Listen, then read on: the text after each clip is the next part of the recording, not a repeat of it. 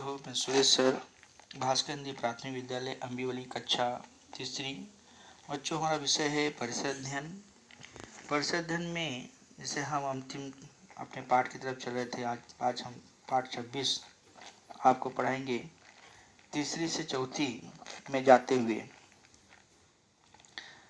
तो तीसरी से चौथी में जाते हुए पाठ में देखिए, बड़ा होने पर तुम क्या बनना चाहते हो।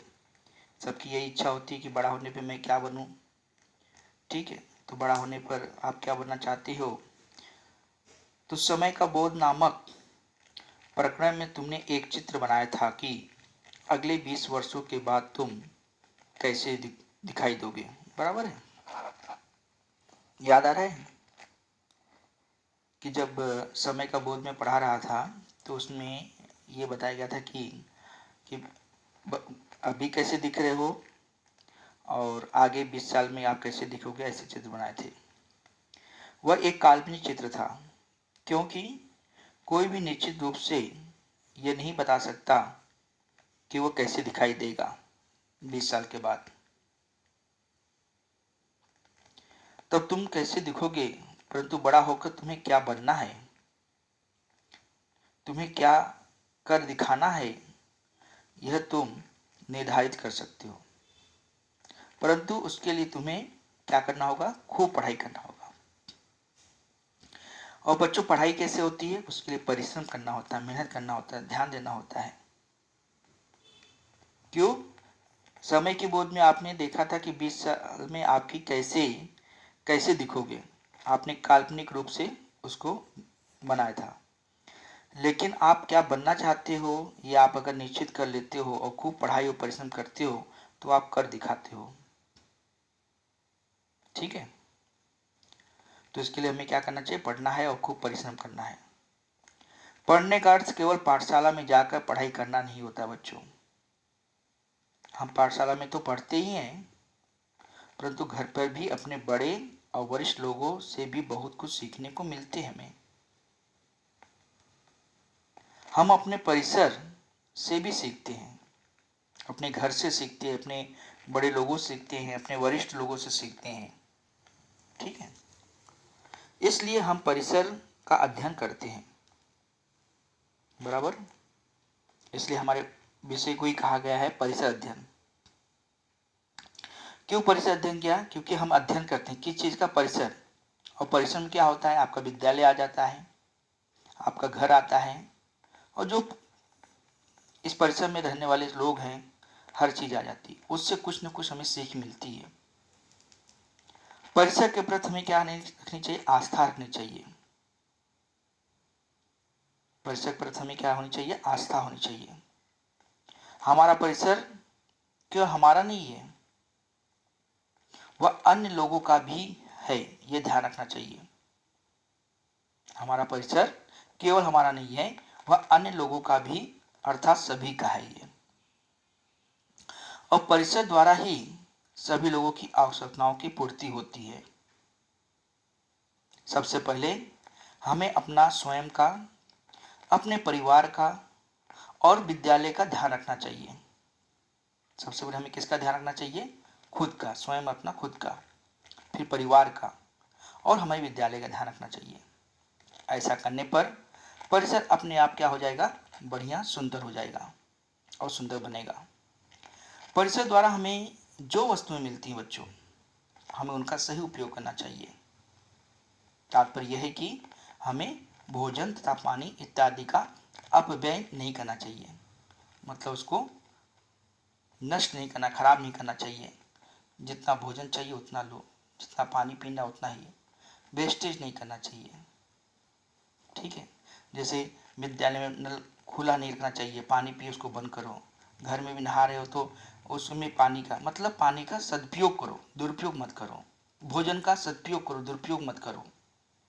थोड़ा सोचिए, यदि हम सार्वजनिक बाग के फूल तोड़े तो क्या होगा। क्योंकि सार्वजनिक बाग कहाँ है बच्चों, परिसर में है ना।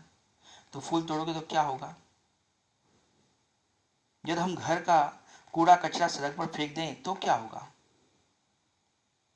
ध्यान दो, सोचो इसके बारे में। कि सार्वजनिक बाग के फूल तोड़ते हैं तो क्या होगा? अगर हम घर का कूड़ा कचरा बाहर फेंक देते, सड़क पर फेंक देते तो क्या होगा? तो ऐतिहासिक वस्तुओं की दीवारों पर हमें अपना नाम क्यों नहीं उकेरना चाहिए? जो ऐतिहासिक वस्तु हैं, जहाँ लोगों का आना जाना परिसर है, मंदिर है, पुराने प्राचीन किला है, वहाँ पे जो दीवारों पे सब नाम लिख देते हैं, नाम क्यों नहीं उकेरना चाहिए? क्यों? परिसर को हमें गंदा करना कि स्वच्छ रखना है? कूड़ा कचरा करो, गंदगी होगी, बाग फूल तोड़ोगे, सब वही करेंगे हैं? दीवारों पे सब नाम, गंदगी नहीं करना, हमें परिसर को स्वच्छ अपने घर की भांति अच्छे से करना है। प्लास्टिक की थैलियाँ और बोतलें हमें यहाँ वहाँ क्यों नहीं फेंकनी चाहिए? क्यों? क्योंकि ये सब चीज़ों से प्रदूषण होता है ना बच्चों। प्लास्टिक के बारे में मैंने पहले बताया है, इसका उपयोग भी नहीं करना चाहिए। ये सब चीज़ें हमें सोचना चाहिए, सिर्फ सोचना नहीं चाहिए, ऐसा करना भी चाहिए। ठीक है, ध्यान रहेगा ना अभी? क्योंकि हमें सार्वजनिक बाग के फूल नहीं तोड़ने हैं, घर का कूड़ा कचरा बाहर नहीं फेंकना, सड़क पे नहीं फेंकना है, और ऐतिहासिक जगह पे जाते हैं, वास्तुओं की दीवारों पर हमें अपने नाम नहीं लिखने चाहिए या कुछ भी नहीं लिखने चाहिए, और प्लास्टिक और थैलियों और बोतलें को हमें यहाँ वहाँ नहीं फेंकना चाहिए। अब आप बताइए, तुम्हारे परिसर में तुम्हें क्या अच्छा लगता है और क्यों लगता है? आपका विद्यालय है, परिसर में बहुत सारी चीज़ें, उसमें क्या क्या अच्छा लगता है, और वो चीज़ अच्छा लगता है तो क्यों लगता है, वो आप बताओ। देखो, अब जैसे हमारा घर, बताओ क्या तुमने देखा है कि पक्षी घोंसले कैसे बनाते हैं? पक्षी घोंसले कैसे बनाते हैं आपने देखा है? अपने बच्चों के लिए उन्हें कितना परिश्रम करना पड़ता है बच्चों, बराबर है? और ये भी देखो ना, पक्षी उस घोंसले बनाने के लिए कितना परिश्रम भी करते हैं, क्या क्या चीज़ें कहाँ कहाँ से लाते हैं, फिर घोंसला बनाते हैं। वैसे हमारे माता पिता भी घर बनाते हैं तो कितना परिश्रम करते हैं।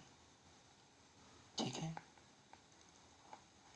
और जैसे पक्षी अपने बच्चों के लिए परिश्रम करते हैं, दाना चुन के लाते हैं, दाना खिलाते हैं, वैसे ही ये भी करते हैं आपके पेरेंट्स, माता पिता। तुम्हारे घर के लोग भी तुम्हारे लिए परिश्रम करते हैं, मेहनत करते हैं, इसलिए तुम्हें भी उनके साथ प्रेम पूर्वक व्यवहार करना चाहिए।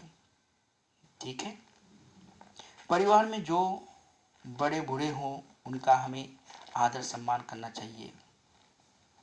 अब बच्चों, हमें अपने पिताजी, माताजी और घर के अन्य सदस्यों के काम के बोझ को कम करने के लिए अपनी ओर से प्रयास करना चाहिए। अब माताजी पिताजी का, आप सदस्यों का काम कैसे कम कर सकते हो, वो आपको समझना है। ठीक है, माताजी के काम में, घर के कामों में हाथ बटाओ, पिताजी आए पानी दो, ये सारी सारी चीज़ें, उनको क्या ज़रूरत है वो सब चीज़ें जो आपसे हो सकता है, उन सब चीज़ों को आप पूर्ति करो। केवल अपने घर की ही नहीं, अपितु बच्चों, केवल अपने घर की बात नहीं कर रहा हूँ, अपितु सभी महिलाओं का हमें सम्मान करना चाहिए। ठीक है, थोड़ा सोचिए आप, माता पिता तुम्हें सबके साथ अच्छा व्यवहार करने के लिए क्यों कहते हैं? माता पिता क्यों सिखाते हैं कि ये पड़ोसी के साथ में अच्छे से व्यवहार करो, झगड़ा मत करो, क्यों सिखाते हैं? माता पिता ने खाना खाया नहीं, क्या तुम कभी उनसे ये पूछते हो? भूख लगी तुम्हें, मांग ले तो मम्मी खाना दो, मुझे भूख लगी है। क्या तुमने कभी पूछा कि माता पिता ने खाना खाया कि नहीं आपके? पूछो। अपने घर के बड़े लोगों की तुम किस प्रकार सहायता करोगे? भाई का या किस न किस रूप में तुम कुछ न कुछ मदद तो जरूर कर सकते हो। वो देखो कि मैं क्या कर सकता हूँ। या घर का कोई सदस्य बीमार पड़ गया है तो तुम क्या करते हो? याद करो कि हम परिसर में क्या है, हम एक दूसरे पर निर्भर होना है। इसका क्या अर्थ है, ये आपको दिखा ना, सब बच्ची थी, बैठी थी अकेले, जब दो बच्चे आए खेलने कूदने लगे तो वो भी घूमने लगी। तो हम एक दूसरे पर निर्भर होते हैं बच्चों। अब परिसर के घटक के बारे में देखिए। परिसर घटक क्या है? वनस्पतियाँ, प्राणी, पक्षी, ये सब परिसर के घटक है। क्या क्या? वनस्पतियाँ, प्राणी और पक्षी, ये सब परिसर के घटक हैं। हम स्वयं भी परिसर के एक भाग हैं। परिसर के सभी लोगों का जीवन आनंदमय और सुचारू रूप से चलना चाहिए। सभी लोगों का, वनस्पतियों का, प्राणी का, पक्षी, ये सब लोगों को सुरक्षित होने का अनुभव होना चाहिए कि हम क्या किस ढंग से सुरक्षित रह सकते हैं, हम क्या करते हैं, हमारा व्यवहार कैसा है, इसका परिसर पर क्या प्रभाव पड़ता है, ये सब देखना चाहिए, ध्यान देना चाहिए। अब ये करके देखो बच्चों, अपनी अंगुलियों में स्याही लगाकर कागज पर उनकी छाप लो। ध्यान दो, अपनी अंगुलियों में क्या लगाओगे? स्याही, और कागज पर उसका छाप लोगे। तुम्हारी और अन्य बच्चों की अंगुलियों के भी छापे अलग अलग भिन्न भिन्न दिखाई दे रही है क्या? सबका एक जैसा दिखाई देगा? नहीं, किसी छोटा है, उंगली बड़ा है। एक ही वृक्ष की किन्हीं दो पत्तियों को आप देख लो, पेड़ तो एक ही है, पत्तियों को देखो, दो पत्तियां तोड़ो, दो पत्तियों को देख लो, उनमें क्या अंतर दिखाई देता है? क्या एक समान है? परस्पर व्यवहार। एक ही वृक्ष की सभी पत्तियां समान नहीं होती बच्चों, कुछ छोटी होती हैं तो कुछ बड़ी होती हैं। कुछ पत्तियों का रंग थोड़ा सा अलग भी होता है। सभी फूल भी एक समान नहीं होते। मनुष्य के संदर्भ में भी ऐसा ही है बच्चों। हमारा चेहरा अन्य लोगों के चेहरे से बिल्कुल भिन्न होता है। देख रहे हो ना, एक ही चेहरा एक जैसा मिलता है क्या? नहीं, अलग अलग प्रकार के होते हैं। अपनी अंगुलियों की छाप विश्व के अन्य किसी भी व्यक्ति की अंगुलियों की छाप जैसे कभी नहीं हो सकती।